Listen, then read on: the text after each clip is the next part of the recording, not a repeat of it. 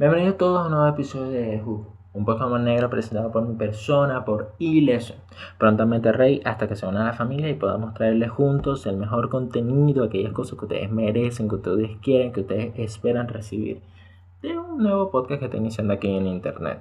Déjame recordarte que si eres una persona nueva, ya se ha visto los primeros episodios o este es el primer episodio que te estás viendo de The Hood, por favor pásate por el canal o vete completo y le des like, te suscribas, compartas y comentes para poder darle crecimiento a este canal, llevar este podcast al siguiente nivel, llenarnos los bolsillos de billetes. Para empezar por allí, esa es la primera idea. Segundo, poder decir que estamos ganando dinero y a la vez que no nos corran en nuestras casas, precisamente porque estamos ganando dinero. Ya podemos comprar 2 harina panes, ya no es una.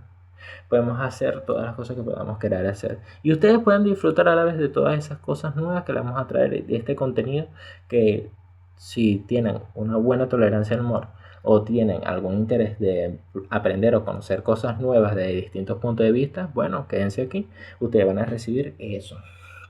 En los anteriores episodios ya se han hablado acerca de por ejemplo, la decadencia social de las nuevas generaciones en internet, en cómo va a ser la mentalidad y qué tanto va a decaer las nuevas personas al enfrentarse a nuevos entornos digitales, con nuevas mejoras, con nuevos avances, con una gran cantidad de mejoras demasiado grandes que están haciendo en el mundo digital y que por la misma velocidad vertiginosa a la cual nos enfrentamos a estos retos, nos cuesta cada vez adaptarnos más a los cambios tan agresivos que van a ocurrir en el mundo. Aunque claro, si eres una persona que vive en Latinoamérica, así como yo, o que estás en Venecolandia o X, lo que sea, estos cambios te van a llegar a ti en los próximos 5 años de que ya haya llegado a un país. Así funciona siempre. Esperemos que no sea así. X, lo que sea. También se ha hablado acerca de las próximas teorías de todo lo que creemos de cómo el mundo se puede acabar, todos los desastres naturales que pueden ocurrir o cómo la tecnología puede cambiar o influir en nuestra vida de tal manera que el mundo sea el que cambie o la humanidad sea la que cambie.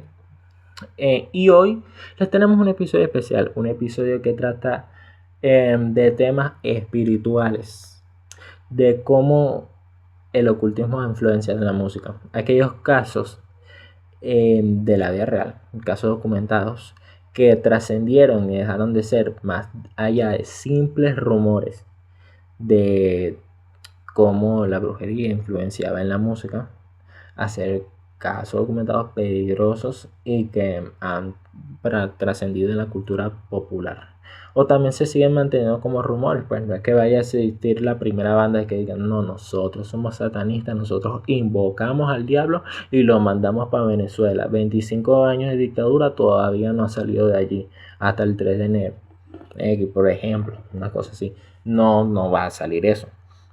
Simplemente es como la narrativa musical de en torno a la religión ha influido y ha cambiado todas estas cosas. Y quiero empezar con una breve anécdota, una breve introducción a esto de cómo yo me he vinculado con el ocultismo, con la música, con estas cosas todas extrañas que pueden hacerles pensar a ustedes que yo soy un brujo, soy un santero, soy un palero, cuando no lo soy. Para empezar por allí, desde iniciando el episodio, iniciando el podcast, no soy una persona perteneciente a alguna pseudo religión de esas. No, sape gato. A pesar de que no pertenezco a la comunidad cristiana, aunque antes estaba allí, aunque antes era cristiano, ya yo no soy cristiano, creo que sea, soy un rebelde. Mentira, soy un mamagüevo, lo que tanto literal como metafóricamente. No, mentira, no somos más huevos nadie. En X, ¿y cómo sucedió esto? Bueno, creo que simplemente desde pequeño sentí cuando ya me iba apartando y alejando de la creencia cristiana en general, como me apartaba ya de la vida cristiana, también sentí una curiosidad por no tanto, no vamos a llevarlo al ocultismo, porque realmente no, sino por la metafísica, por el mundo de aquellas cosas que no se ven y todos esos temas que investigan. Son gente que no tiene trabajo o una vieja que se la pase de onda sobaco en su casa, que cree en las piedras energéticas. Mamá hueva vieja, no joda. Y tienen unos malditos gatos que todo el tiempo viven adentro de la casa, pero cuando los sacan vienen y te caen en el patio. Hijo de puta, coño de tu madre. Marico, hay que hablar con Chango para que te caiga una maldita brujería y dejes de te estás haciendo esa mariquera. Mamá hueva, coño de tu madre. Y lo peor es que tienen una foto de perfil, una virgen, y todos los días unos estados ahí, bendiciones para todos, Dios me la bendiga con piolín. Maldita sea. Quiero acabar con todas esas viejas. Antes que las propias maricas chavistas que fueron las que votaron por Chávez y todavía creen en él. Bueno, ajá, marico, ¿qué iba a decir? Ok, el origen neurológico de la música y la religión. Quiero empezar de una vez diciendo lo siguiente. La música y la religión son creaciones humanas.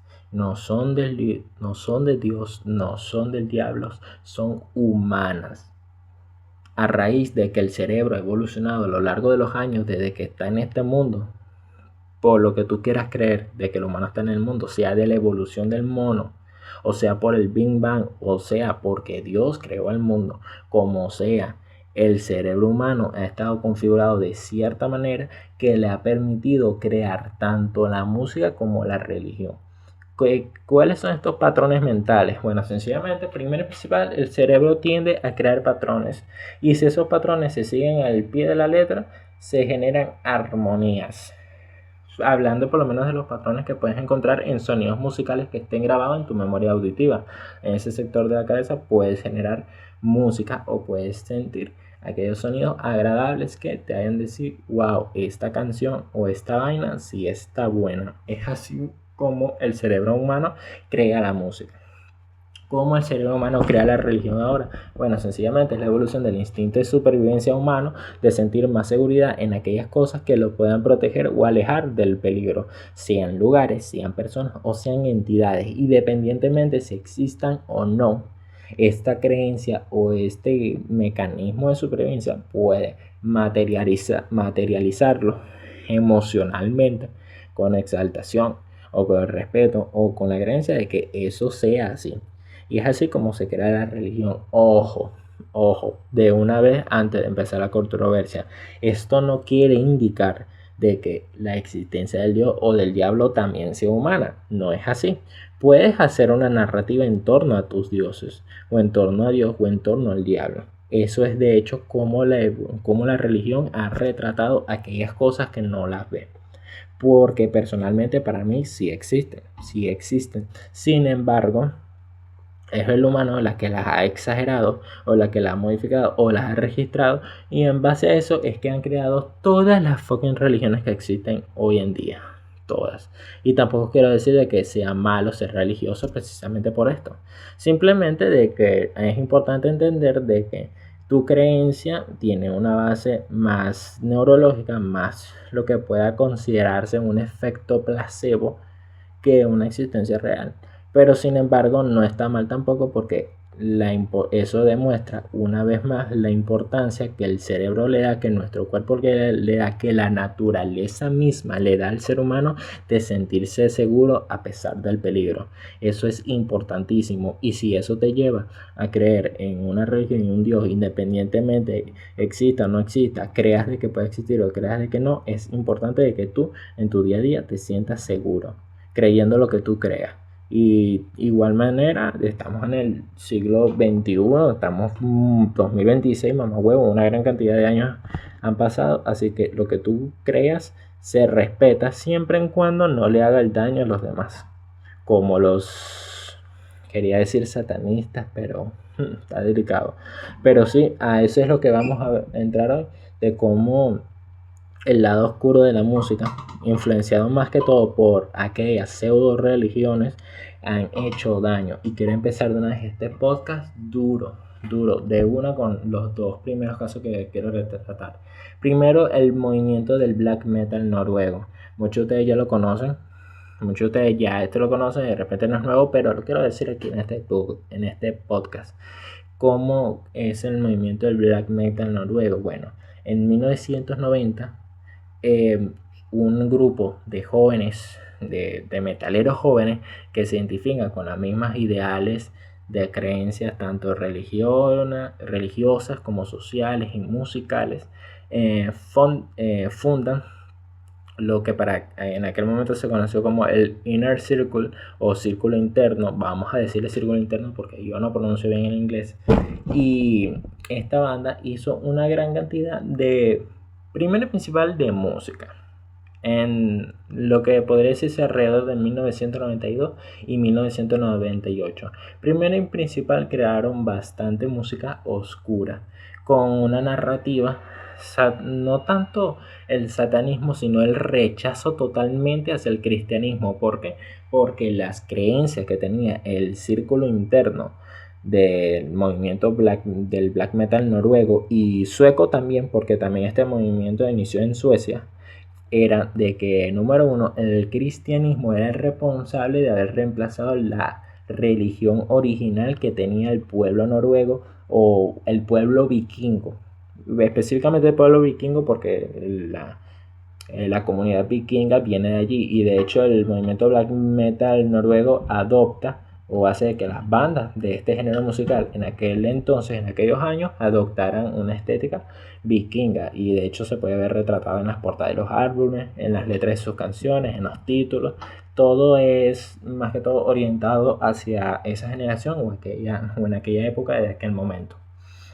Ok, el ideal principal era de que el cristianismo había reemplazado o desplazado la religión original en aquel momento, que era el politeísmo nórdico basado en la mitología nórdica, valga la redundancia, como Odín o todos esos maricodioses. El machete, eso también. Jueputa, si existen o no existen. Marico, me gané una funa. Ajá. Y esa fue la creencia, por lo tanto, lo que ellos querían lograr, no solo con su música, sino con sus acciones, era sacar todo el cristianismo de Noruega y Suecia. Y por lo tanto, para hacer ir más en contra directa, una batalla directa con el cristianismo, adoptaron la estética o la narrativa del principal enemigo de los cristianos, que es Satanás, y se declararon muchos satanistas, a pesar de que algunos miembros del círculo interno, del Inner Circle, no quisieron formar parte o no formaron parte directamente con este círculo o con la creencia satanista, simplemente de que sí querían acabar con el cristianismo, pues. ¿Y cuáles son las serie de hechos que desencadenan o crean este movimiento? El suicidio de Per Olin, no sé cómo pronunciarlo de verdad, en pocas palabras, el vocalista de la banda Mayhem llamado Dead. Dead, conocido para ese momento, era una personalidad bastante loca, excéntrica en el escenario, que hacían rituales en el escenario, o podrían considerarse rituales, puede ser. Se dice de que este loco enterraba sus ropas unas semanas antes de iniciar o dar un concierto, para, palabras de él, sentir la presencia de la muerte. O también, una de las cosas que también hacía era que tenía en una bolsa un cuerpo muerto, está en el concierto, no sé qué, olía este cuerpo para inhalar a la muerte y seguía tocando los conciertos. También unas cosas, unos datos importantes que usaron la banda en el momento en que dieron sus conciertos eran las cabezas de cerdos reales empalados, así unos tubos, como que en torno a la valla de la tarima, pues, y empezaban y tocaban y bueno, se mandaban todos sus mensajes satanistas y aquí lo que sea. También hay un concierto muy famoso dado por otra banda que perteneció a este movimiento llamada Gorgoroth, de que fue de los conciertos más hijo de putas polémicos de toda la historia, porque ellos utilizaron a 4 modelos, 2 hombres y 2 mujeres, en unas cruces de madera. Lo tenían tapados con una bolsa, pues una funda negra, y los tenían atados así en una línea en el concierto. Y ellos iban tocando todas sus canciones y toda su locura, no sé qué, y para ir para acá. Y también tenían en torno de la tarima cabezas de ovejas reales empaladas tal cual, haciendo alusión a también la imagen de Mayhem, lo que ellos utilizaban. Es técnicamente el concierto de Gorgoroth lo que más se acercó a un ritual satánico en pleno concierto. y casi se ganan una cárcel, casi los llevan presos precisamente en Polonia por eso. Polonia, que en aquel momento era de los países más hijos de puta católicos que había, y ellos se atrevieron a hacer esa locura. Gorgoroth, una banda, no sé si sueca o noruega exactamente, pero hicieron esto, que tenían la intención de grabar un DVD. Y bueno, ¿qué es lo que pasa? ¿Cómo se suicida Per Olin, o el vocalista Dead de la banda de Mayhem? Resulta que este loco, ya descrito por sus compañeros musicales, era una persona que tenía como un baja autoestima, era callado, era pesimista, X lo que sea. En los conciertos era otra cosa, era un mamagüevo loco. Pero esta persona resulta de que se corta las muñecas y se sienta a esperar que se morirse, pues, en una de las propiedades de la banda que tenía. Este loco tarda demasiado en morirse, y entonces se vuelve a la mansión, porque, o sea, estaba en el bosque, se corta las muñecas y se vuelve a la mansión. Se pone en la bañera, busca una escopeta y antes de disparársela por el coco, deja una nota que dice perdón por la sangre y procede a dispararse. Luego resulta de que lo encuentran los miembros de la banda, los que fundaron el movimiento, de hecho, del Inner Circle, el Euronymous y, ¿cómo se llama? Hellhammer.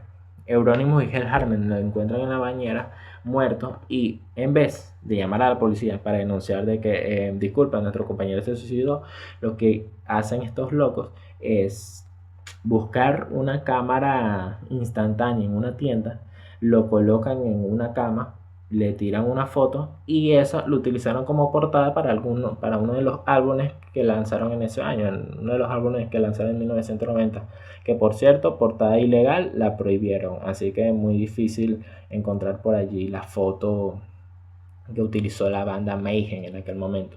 Y bueno, a través de este suicidio surgió una narrativa, una historia entre los miembros del Inner Circle, que era de que agarraron los pedazos de cráneo de Dead. ¿Por qué? Porque se disparó en la cabeza con una escopeta, obviamente salieron volando trozos de su cerebro y cráneo, los recogieron y como que los repartieron entre cada uno. Eso es lo que según se especula que estos locos hicieron.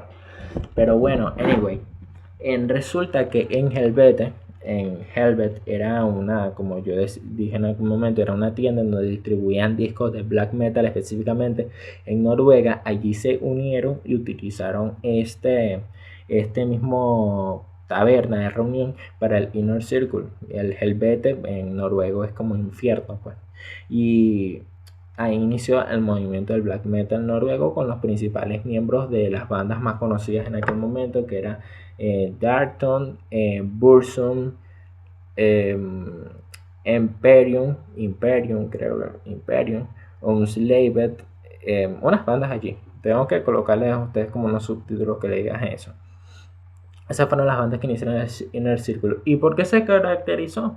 Porque en mediados, alrededor de 1992 y 1998, quemaron 52 iglesias, profanaron en toda Noruega 15.000 tumbas y las adornaron con símbolos satanistas, amenazaron de muerte a sacerdotes, golpearon sacerdotes. De hecho, el vocalista de Gorgoroth golpeó a un sacerdote y lo amenazó con beberse su sangre, cosa que efectivamente lo hizo a la vista de todos. Lo llevaron preso y luego de que lo soltaron se declaró abiertamente gay. No sé por qué tuvo que declararse gay, para como que golpeé a un sacerdote porque yo era gay. Bueno, para pensar, de repente el sacerdote de pequeño te convirtió en gay y no pasa nada, pues.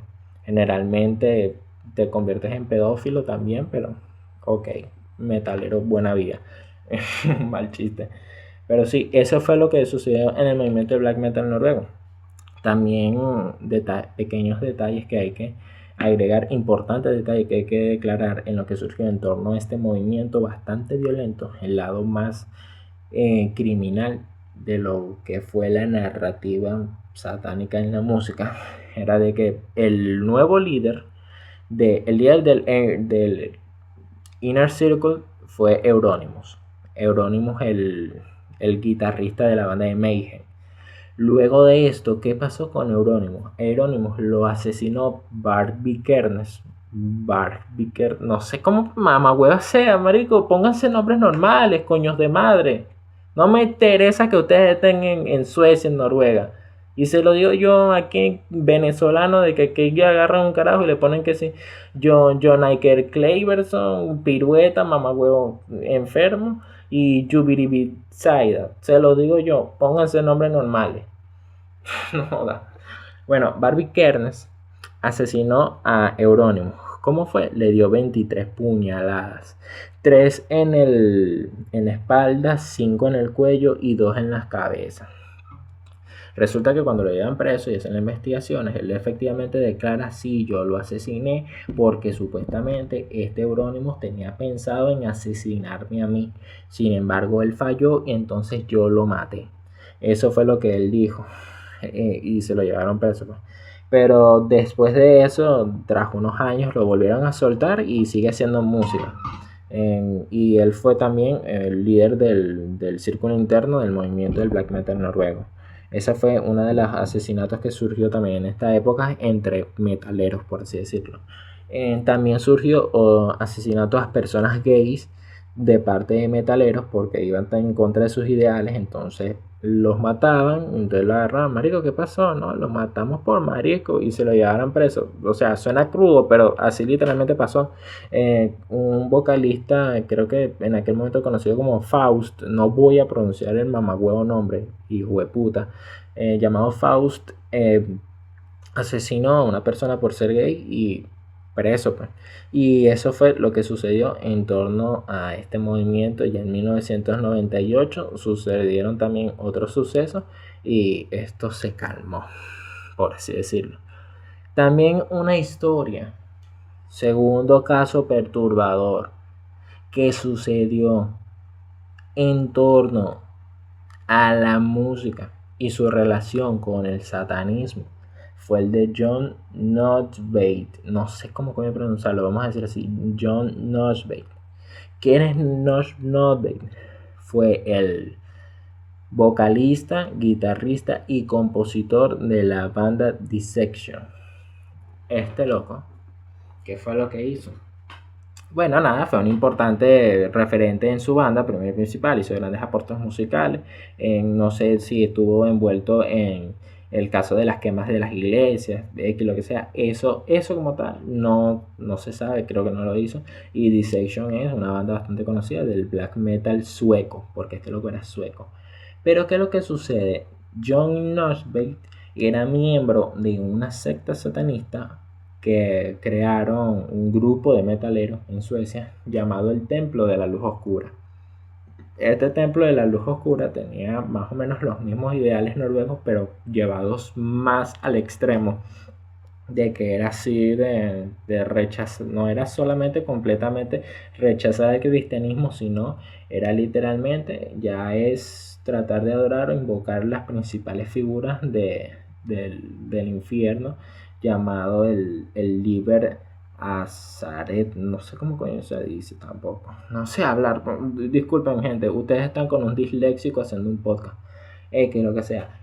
Crearon una secta satanista. John Nosebaert, ¿cómo se llama? Un grupo de metaleros. ¿Y qué fue lo que hicieron?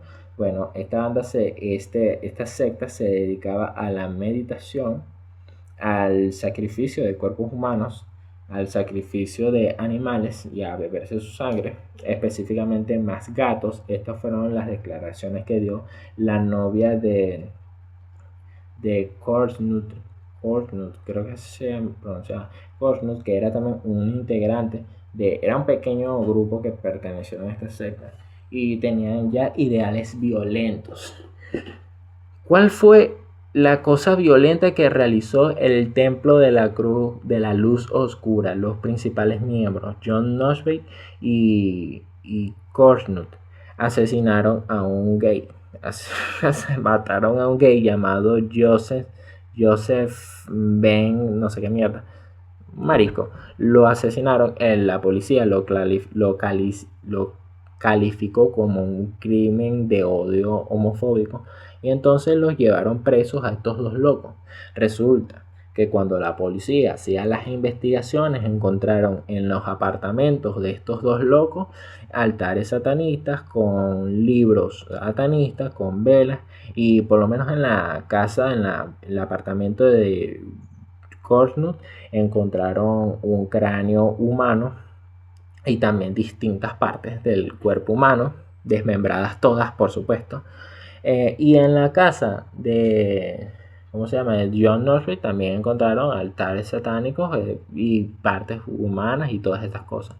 Interrogaron a la novia de Korsnut, que era también una miembro activa del Templo de la Luz Oscura, y ella le dio todas las declaraciones y también de que este Korsnut había montado, la había abusado, de casos de abuso doméstico también, violencia doméstica, abuso por violencia doméstica había tenido con la novia, pues la tenía en esa situación, y sin embargo todavía era miembro de esta secta satanista. Ella le dio todos los detalles de lo que se dedicaba esta secta, también al sacrificio de cuerpos animales, como le venía diciendo. Toda esa información salió a raíz de las declaraciones que dio la novia. Luego también en la policía se dedicó a interrogar a cada miembro perteneciente a esta secta, los cuales afirmaron lo mismo.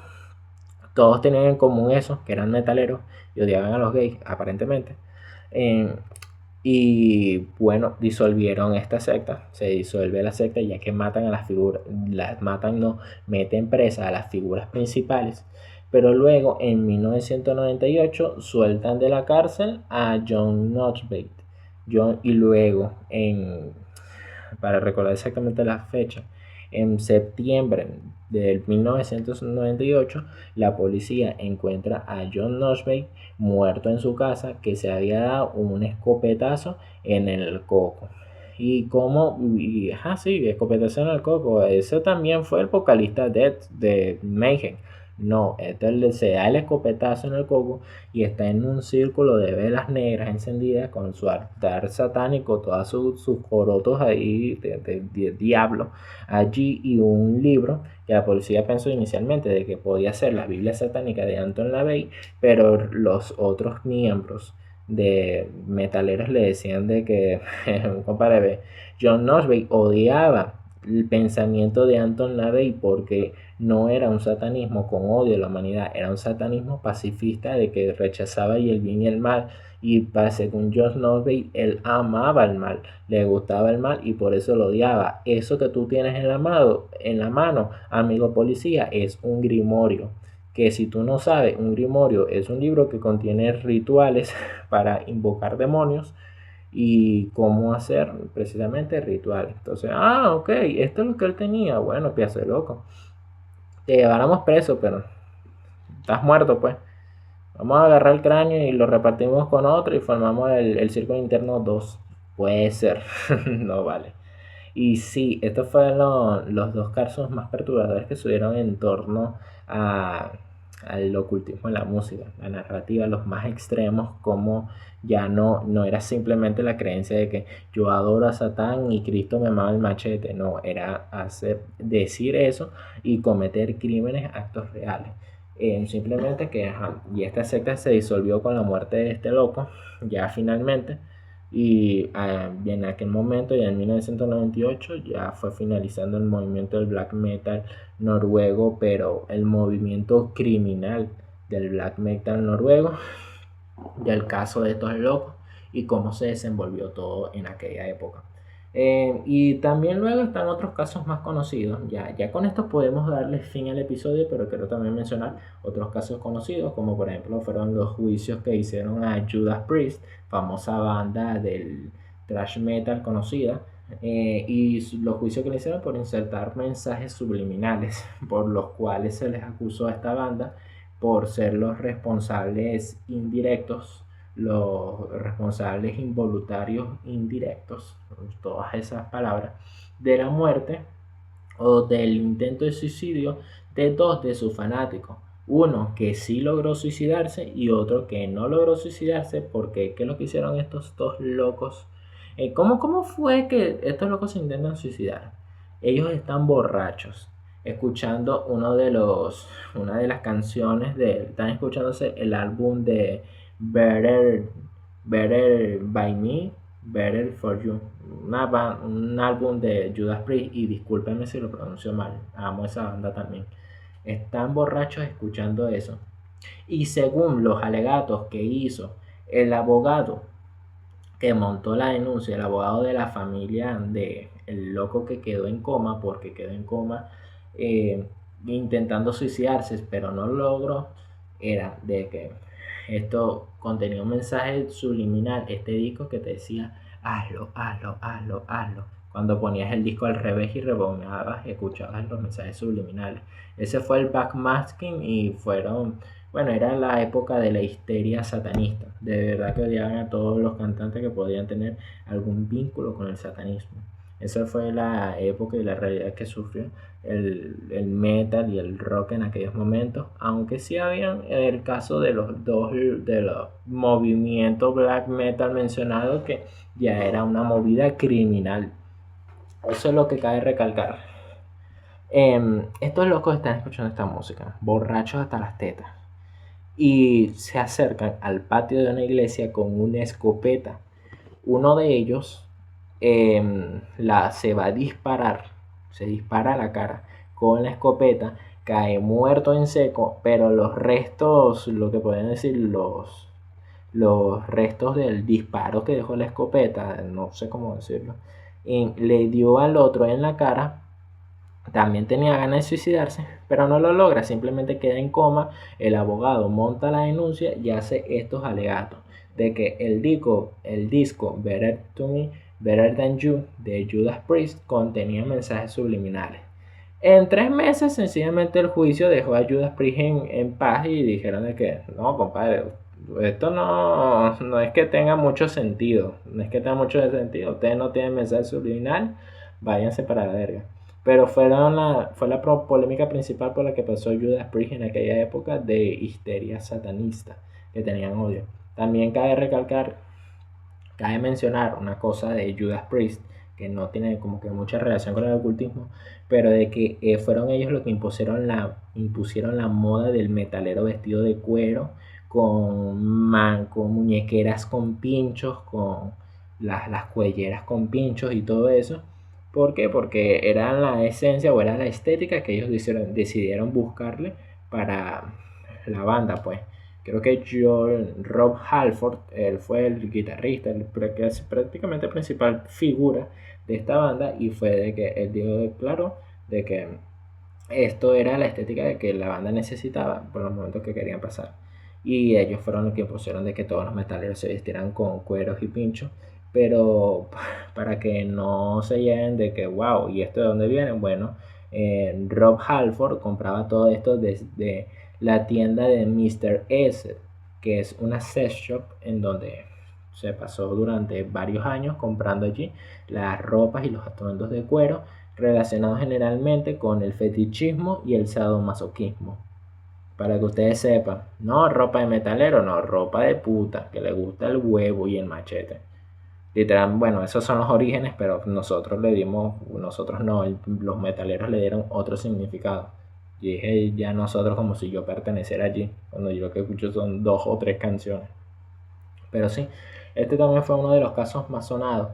Y de los más famosos de ya directamente brujería, era que si el caso de la obsesión que Jimmy Page tenía con Aleister Crowley. Que Aleister Crowley, para quien no lo sepa, que no tenga conocimiento de cultura general, era un ocultista, un místico, alquimista, un largo etcétera. También es escritor que escribió durante toda su vida, desde los 23 hasta el momento en que se murió, distintos libros relacionados con el ocultismo, la magia, cómo hacer rituales, cómo hacer todo, X lo que sea.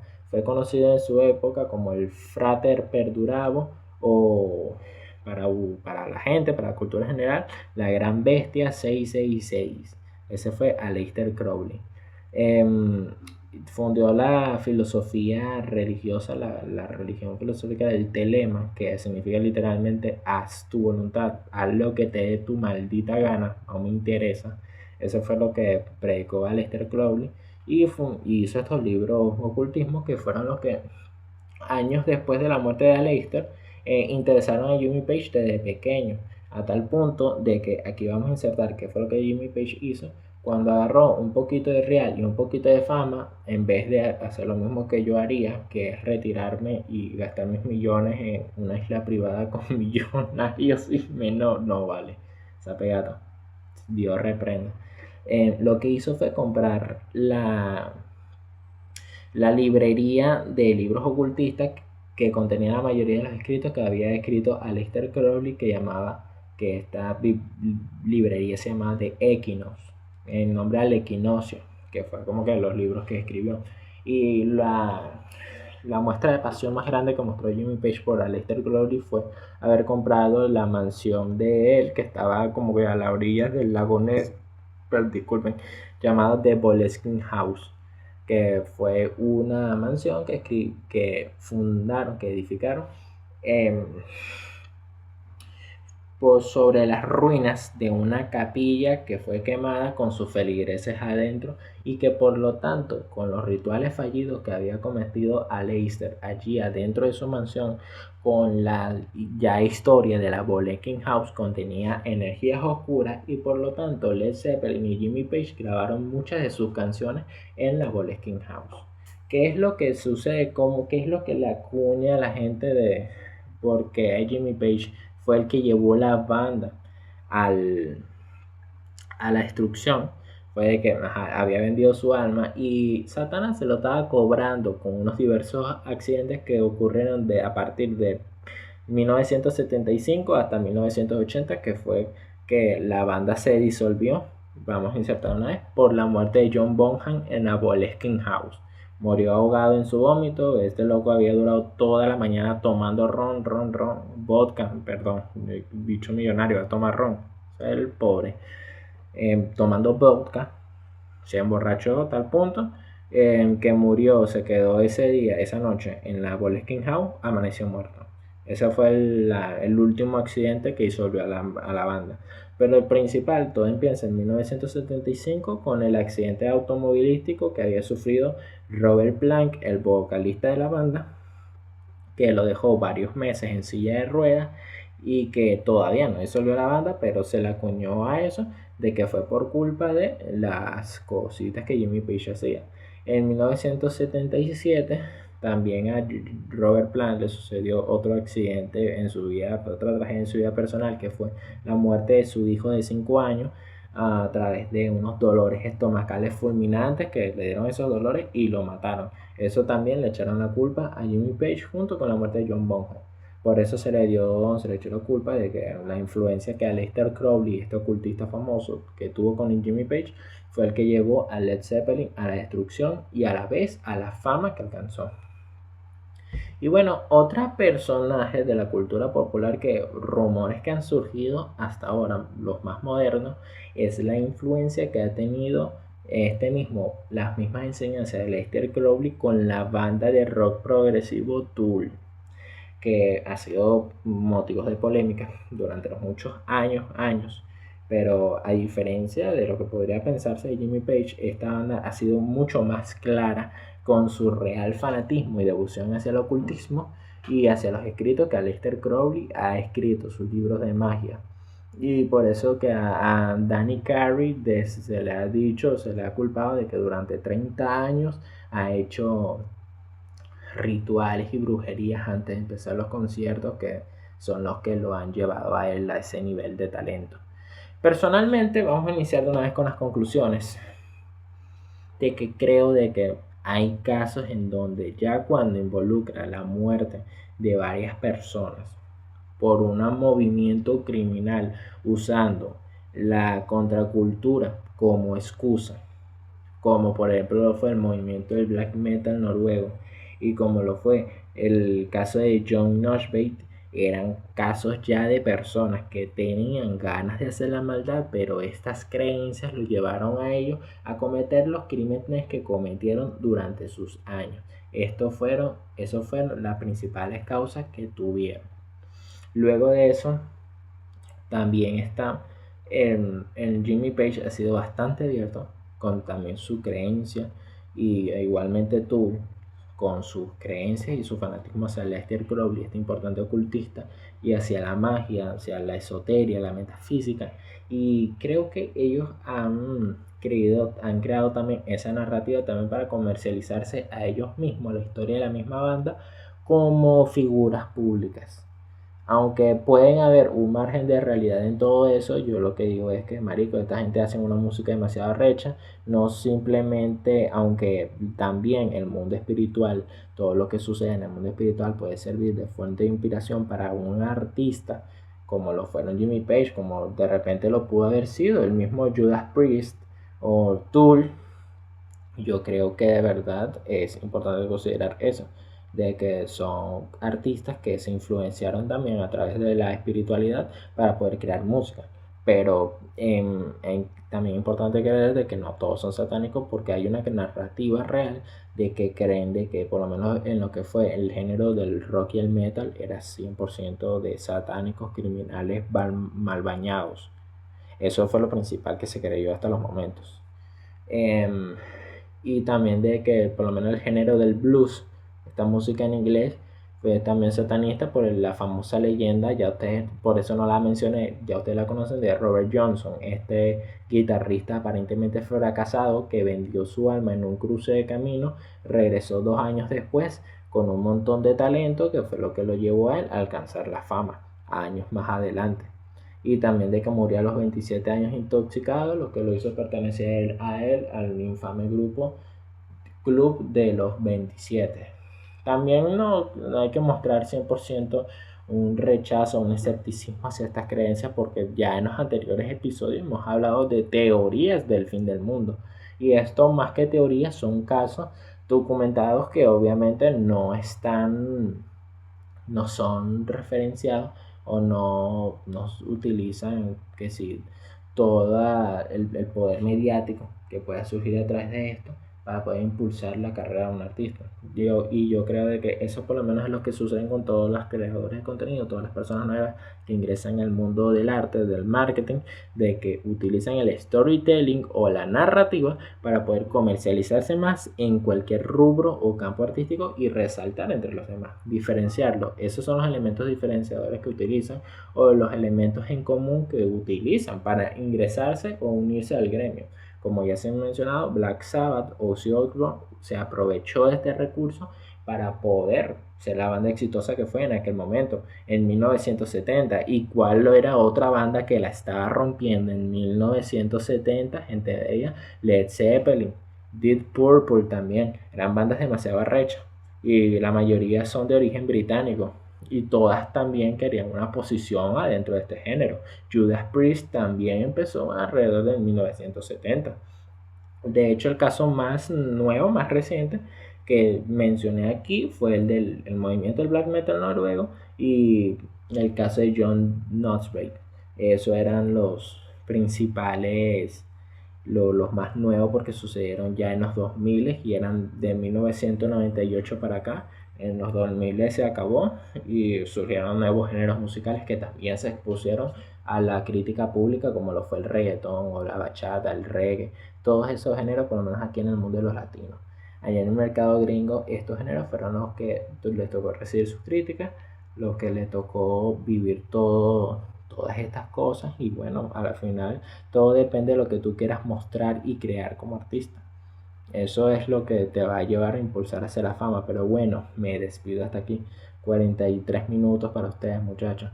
Quiero recordarles que si les ha gustado este episodio, por favor den like, comenten y compartan para poder darle crecimiento a este canal y llevar a este podcast al siguiente nivel y ustedes puedan recibir más cosas de nosotros. Así ustedes no quieran, le vamos a traer más. Así que, chao.